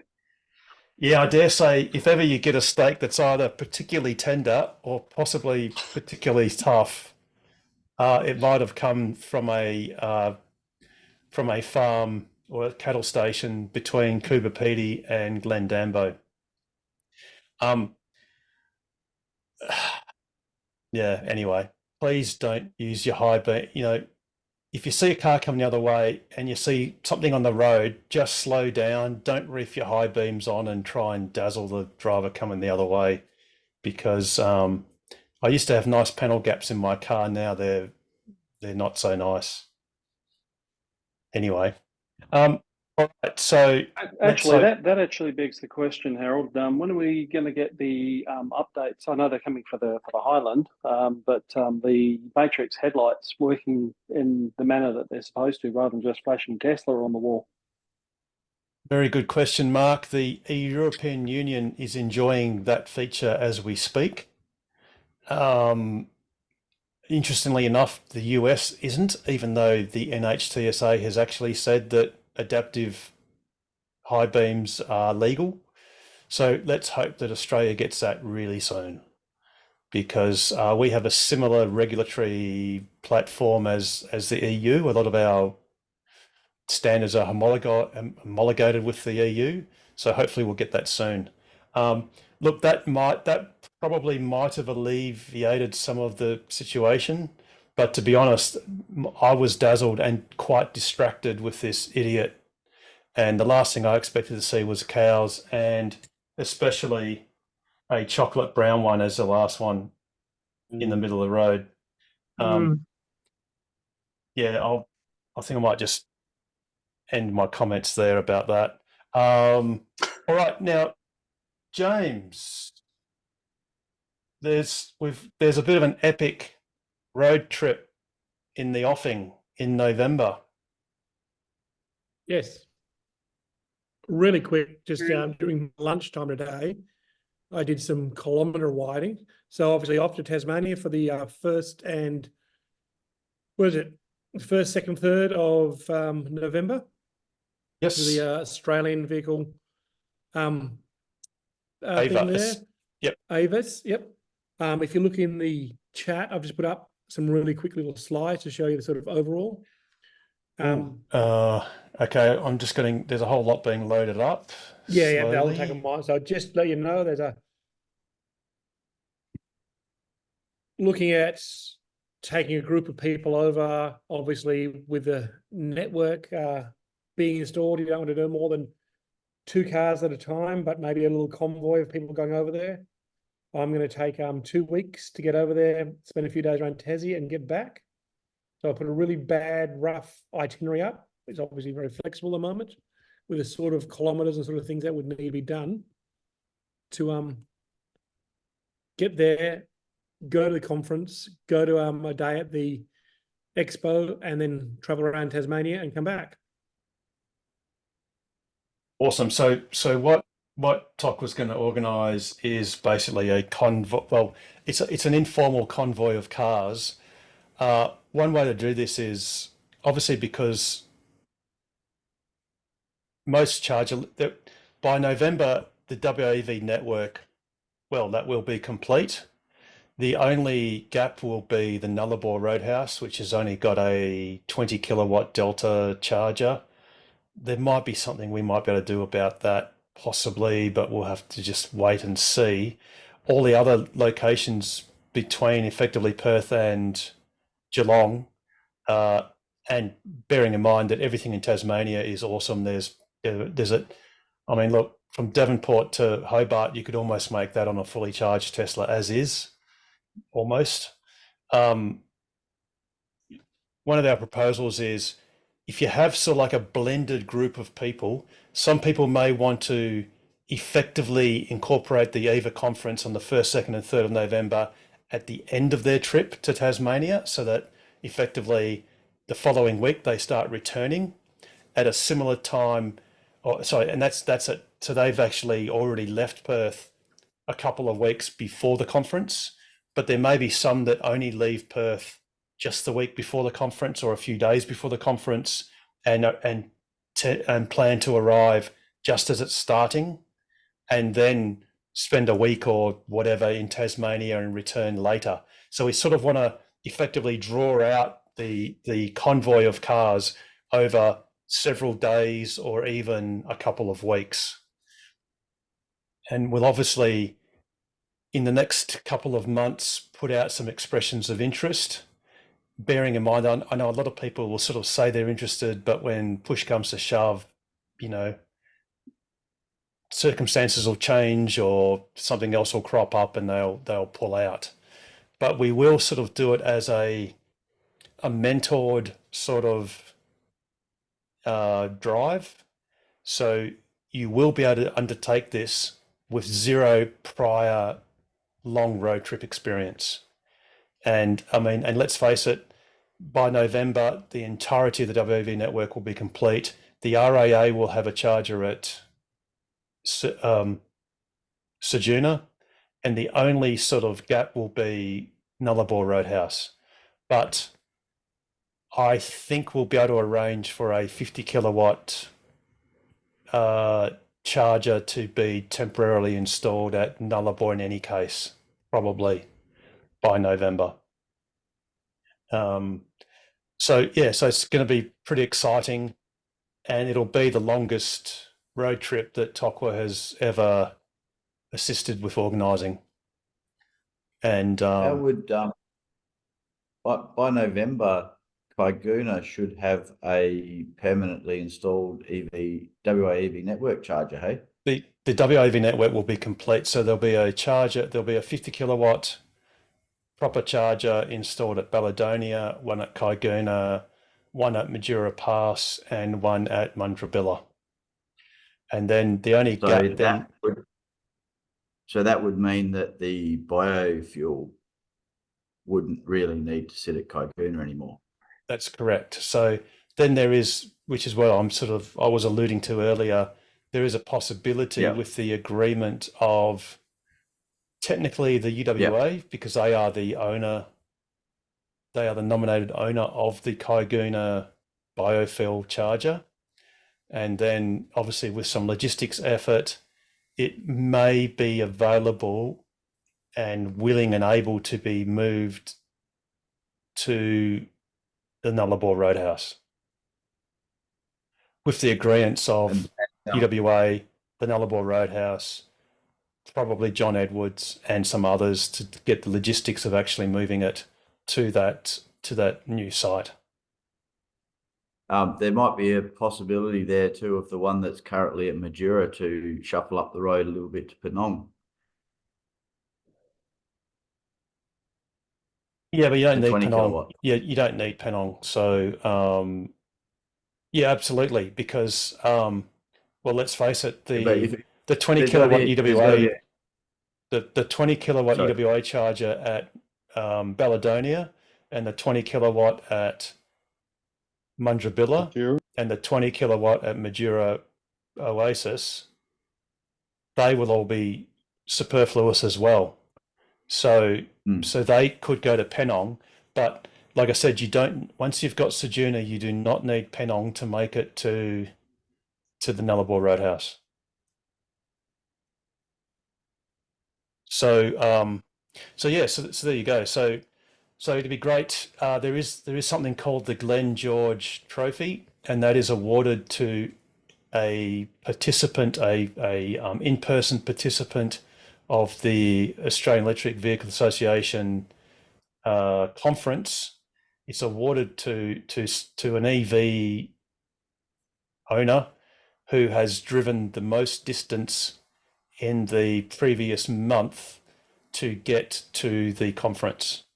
So obviously being from WA, we've got a red hot go at having a Glenn George Trophy recipient, because after all, WA is the furthest from Tasmania of all the other Just states. logistics on that, Harold. If you drive from Darwin to Hobart, it's 200 kilometres longer than Perth to Hobart. So if you want to guarantee it, leave Perth, Albany, Esperance to Hobart, and you've won it. Yeah, I was thinking more of Perth, Broome, Darwin, Augusta. Just pip the of Darwin course you people. were. Of course you were, Harold. And Shane would agree, I'm sure. Shane, you would agree, but it should be weighted. If you're towing a camper trailer, you should get double points, double distance, because you've got to charge twice as often. And what I was going to say to Harold with regards getting from Nullarbor to Ceduna on a single charge, yes, that's definitely possible with unless you strap a caravan on the back. So if I'm going to Tasmania, there will be a caravan on the back, and having a 20 kilowatt. And it sounds like there's at least two of us that would potentially have a caravan or a camper on behind. Having the 20 kilowatt sitting at that's currently at Majura, sitting at Penong, that would help. Yes. Oh yeah. And it would also break up the convoy a little bit too. And for redundancy as well, just in case something goes wrong. Nothing ever goes wrong, Pete. What are you talking about? Planning has started. I've thrown together a really, really quick itinerary just to say it can easily be done in 10 days, 2 weeks, 2 weeks to get a few days around. But any plan falls apart the second we go because things won't work. But let's get the ball rolling. Let's get some interest going. Some people can make their own way there a month ahead, a week ahead, a day ahead. And some people, and Harold will probably leave the morning of the conference and get there. But it's I was just gonna ask Harold, how far can you go in 10 days? 13,500 kilometres. About 14,000 k. Yeah. So I've done an itinerary based on 700 kilometers, which is a long day for a normal human being in a car, not Harold. 700, yeah, that's no, actually, and to be honest, James, that's a good distance, because Yeah. what it basically means is you can drive past 2 charges, so you can drive for 350, 400 Ks, do a full charge, and then just drive another session. So you can have like a morning session, lunch break, and then an afternoon session. And it's a really pleasant way to do it. It means on the first day you could aim to get to, say, look, Kalgoorlie, if you want to go into Kalgoorlie as such, that's a great day. Actually, I didn't look at your schedule there, James, but I presume or did you look at going to Norseman perhaps? Yeah, no. I went to Perth Baladonia. for Actually, you went on a big one. day. Yeah. Start with a big day because you're fresh, you're keen, and then taper it back from there. Yeah, actually, that's a good point. 700 kilometers a day is quite. There's a bit of I think you've made a mistake there, because Norseman is. I might have done a mistake on the first one. I think the first one I was in Norseman, and then I said, bugger it, let's go to Baladonia. Yeah. So that's 900. We 947. We did 700 kilometer days with the caravan on behind a few times, and more than. I think our first day was over 1,000 Ks. So if you've got fast charges to land to keep you skipping along, 700 kilometers a day, even with a caravan or a camper trailer on behind, is quite achievable. But as you know, as we're from WA, we've all done the big trips. We know we can do 1,500 kilometers in a day, but it's backing up the next day and doing it the next day. So it's okay to start with a big day, but then maybe the next day you want to have a bit of a longer break. Absolutely. And I do agree with James. It's great to get a big day under your belt the first day, because it sort of gives you that sense of achievement, and then you can kind of just relax and get into the rhythm of how you're going. The good thing is November is not that busy. Although, having said that, I have noticed quite a few grey nomads in the southern part of Australia, so that you don't see them in the tropics for good reason. But lower down, I mean, even in January, even a couple of weeks ago, I saw quite a few going across the Nullarbor, believe it or not. They seem to be quite busy. But look, it's going to be exciting. And it's going to be it'll be our biggest road trip in probably participants and certainly in distance. And look, if there are any of you out there that want to back it up with a lap, it's a great way to get a lap going. Especially if you go clockwise, you'll have sort of 2/3 of it done by the time you even get to Tassie, and then you just finish it off on the way. If you go clockwise, and finish it off going west. You could claim a proper lap too if you're hitting Tassie as well. That's a pretty good claim. Yeah, I think there are only 2 or 3 people in the list that have included Tasmania in their lap. So the other interesting thing was that time of year, the Spirit of Tasmania only does night crossings. So a night crossing's great because you're not wasting a day, because you're literally sleeping while you're traveling, and that's a great way to go. And that's given us a kind of a flexi day both ends, so that if we do get caught up, if you're on this tight schedule, you've got an extra day to get to Geelong, because you don't have to be there until like afternoon. Well, I do recommend pick your cadence and just add one day. And if that day means that you're going to be a tourist in the Melbourne region or whatever, then that's great. Just you won't have to worry once you basically hit. Clare? Well, yeah, really, Clare. It's just such a land of milk and honey. It won't matter anymore. Wouldn't that? As soon as you hit Wooden, you're fine. Yeah, or let's call it Port Augusta, because you're not far from salvation no matter what happens. But in fact, actually, I do recall when I stayed overnight at Kimber on my return part of my lap, and I managed to get from Kimber all the way to Streaky Bay, and didn't have to charge at Woodner, or there was another one in between. So the RAA charges. So yeah, no, not Putra. It's on PlugShare.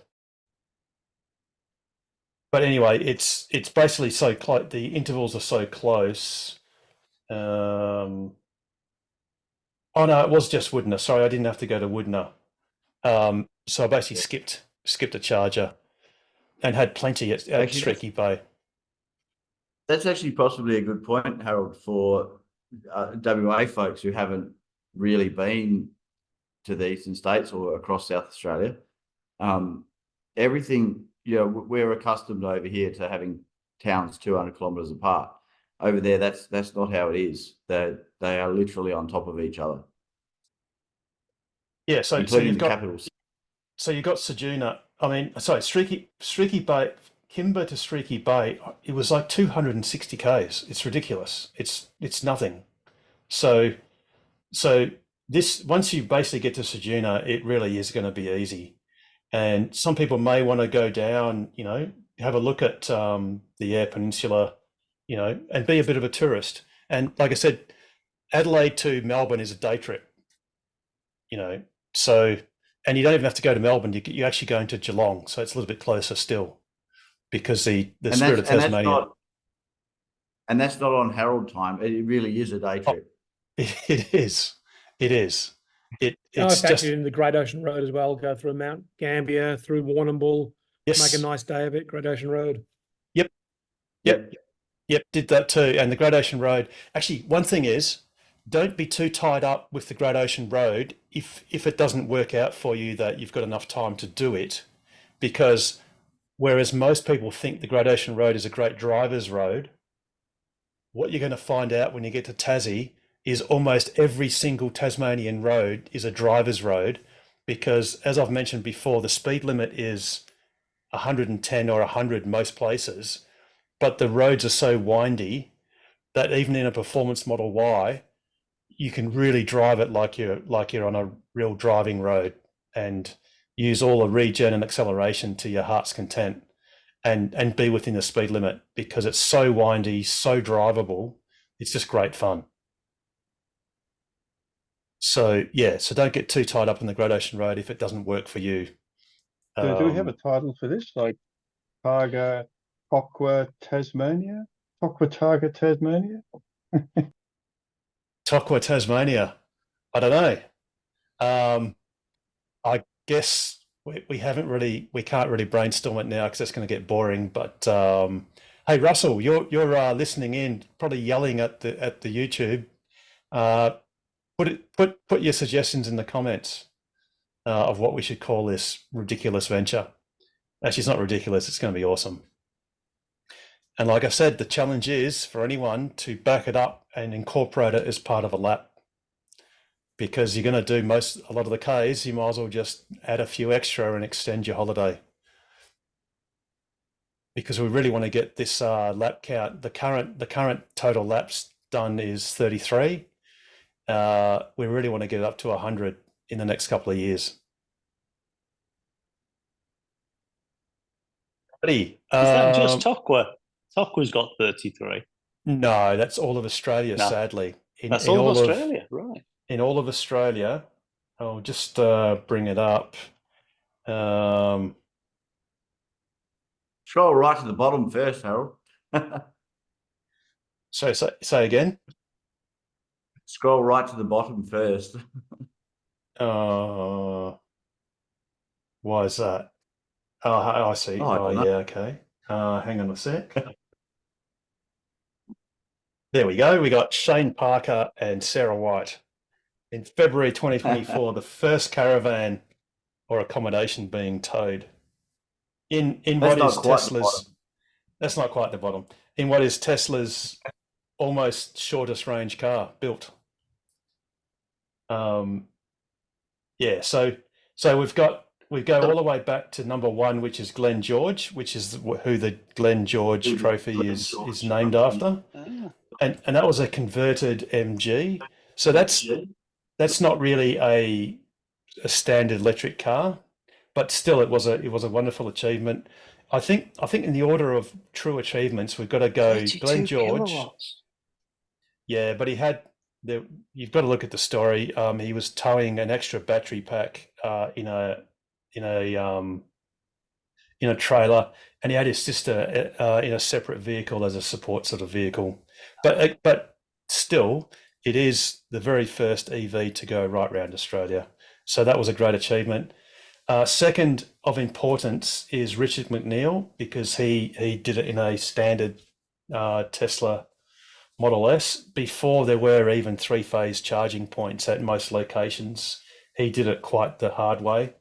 Then the next, and really after that, everything is just, various Teslas and look, there's a Nissan Leaf that this one here has an asterisk because Jeff Johnson, you'll see at the bottom in our list, the asterisk basically says that was supported by being supplementarily charged with liquid fueled generators, which were either carried on board or by a support vehicle. So he had a couple of generators, petrol generators. But so after Glenn George and Richard McNeil, the only other significant achievement really of note is towards the bottom, which is Shane and Sarah, because this is then another class of achievement, which is towing a caravan. And mind you, towing a licensed caravan.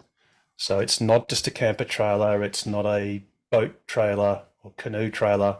This is a licensed caravan, and doing so in one of the shortest range Teslas built. And we didn't have any fuel backup. The number of people that have asked me, did I take a generator, or is that thing a generator? No, that was an air conditioner for my caravan. Thank you very much. Exactly. Exactly. So, sadly, in a dozen years, we've only got 33 instances of an EV with or without a caravan going around Australia, and I think that's a bit disappointing, personally. Harold, have we gone through the list to see how many of those 33 were WA laps, people from WA? You would take out, you yourself would take out 5 of those 33. Yeah, so we got 1, 2, 3, 4, 5, 6, 7, 8, 9, 10, 11, 12 out of the 33, which is not too bad. That's not quite half. Sylvia, she's from WA, isn't she? No, Sylvia was from the Queensland, I think. Right, she was the first woman to drive Gladstone. She's from Gladstone. Right. Sylvia. Okay. Yeah, it was actually Sylvia and a few other drivers. She had a few co-drivers. Yep. And so there you go. We really need more West Australians. I mean, we are as a state punching above our weight with 12 of the 33 laps completed, and obviously the very first EV was Glenn George, and he's a Sandgroper. And the first caravan, again, is Shane and Sarah, who are new Sandgropers. So, WA definitely punches above its weight. We're getting towards the end of the program because we've got our 2-hour X.com video limit. We've got any sort of brief questions or comments before we start winding this thing up?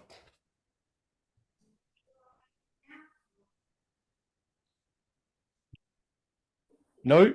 Yeah, Harold, it's Mark here. I've got Yes, Mark. more a comment, just circling back to the beginning and back to the WAV network, one of the things that was rather concerning was the mention of vandalism. Well, we all know it's going to happen at some point, particularly since some of these places are a little bit out of the way in their towns. But is there at some point we can, how can you put it, where you could actually turn around and say that these are actually critical infrastructure, and approach the government to apply that sort of critical infrastructure penalties for things like vandalism of those sorts of things? I know it's you shouldn't have to bring it up, but it raises a good point when we're all dependent, if we do go on road trips, on these things being working, these charges being working, and when they're not working, although we've got a couple of other alternatives, maybe there needs to be a little bit of a carrot and stick approach to having them up. Yes. I guess my only question is are there any other examples in WA where the state has legislated something like that? Like, are there additional penalties for vandalising public toilets or something? I don't know.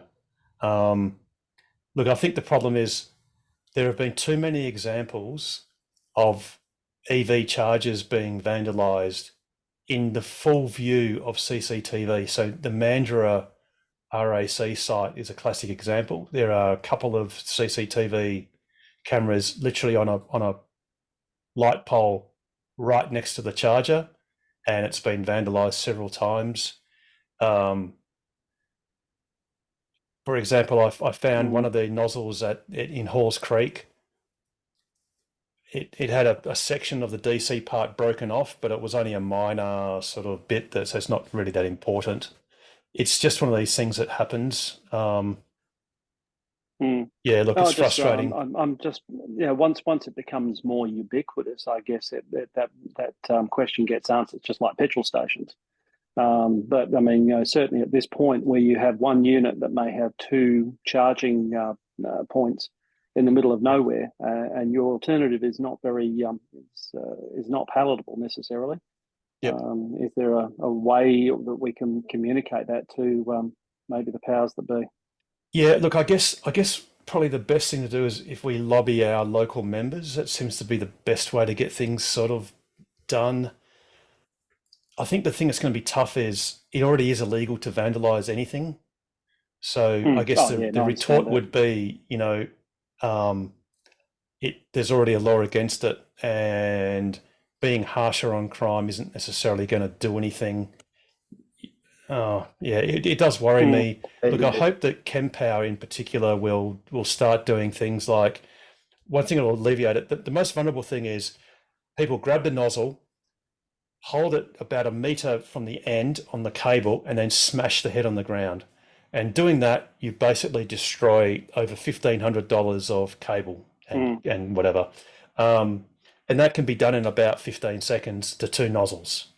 It's very quick. Yeah, and that could be quite easily fixed by having a locking mechanism in the charger in exactly the same way as it is in the car, so that to access the nozzle, you pull out your app or you wave your card, and you essentially pay for it before you pull the nozzle out, or verify that you are about to pay for a charge before you pull your nozzle out, and then you're identified as to who you are that's pulled the nozzle out, and Precisely. And I was trying to just find the. Oh, I see what's happened. I'm just trying to find the example, and it's probably here we go. This is the Margaret River tritium site, and this is the remains of 2 connectors. Oh, actually, it might be the same one. It might be the same connector. Sorry, and that's been smashed. And that photo was taken in April 2022. And like Shane said, in the Kempower unit, it would not be that difficult to basically where you mate the plug into the receptacle for there to be 1 or 2 locking pins. And like Shane described, you have to validate a charging session through the app or a card or through a PayWave transaction, to unlock it. And that would alleviate casual vandalism, I guess you could say, or opportunistic vandalism. It's still not to say it's opportunistic. It's still it's not vindictive, it's opportunistic. Yeah, they're just bored, and there it is, and they can even use it to then pistol whip the screen and other things. They can smash the nozzle against the screen and other things. Yeah. But yeah, it's something I worry about. Bring it up just since it was one of those the comments that came up, and I just thought I'd circle back to it because it is a concern. Absolutely, and look, I think if regrettably the time comes and it starts becoming a real problem that people start getting stranded because of it, we'll certainly raise it as an issue. But what can actually be done in the end, I'm less certain about. All right, now I'm just conscious of the time. We've got less than 4 minutes before my timer times out. So we might just wrap that up there. Pete, if you are still with us and unmuted, how would you round out an awesome show? Sorry, Harold. Shane. Before you do that, I had a comment on my recent YouTube video that it was the best charging video for Australia. So I'd like to put a plug in. Sorry, so let's put a plug in. It's if you go to YouTube and just search Atto Gals EV Adventures, you'll find that YouTube channel. And Shane has done a reasonable job in explaining in layman's terms all of the different charging options that you can use in an EV, whether that be a Tesla or a single phase car like an Atto and similar. Watched it last night. Thumbs up from me. So on you, Shane, for doing that. And like I said, I haven't got time to put the link up right this moment, but do just search Atto Gals EV Adventures in YouTube, and you'll get to that channel. And there are about, I think when I last looked, there are about 3 videos, and the latest one is the charging video. Thanks, Shane. Pete, perhaps consider just very quickly putting that into the Tokwa charging page, our website. Yes, we can do a link to that. One of us will do that shortly. And with about 2 minutes to go, Pete, how would you round out an awesome show like this? As always, stay safe, stay sustainable, and stay ahead of the curve.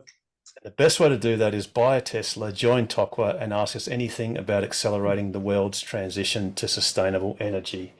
Have a wonderful week. I'm glad we're back to regular cadence for the time being of Ask Us Anythings.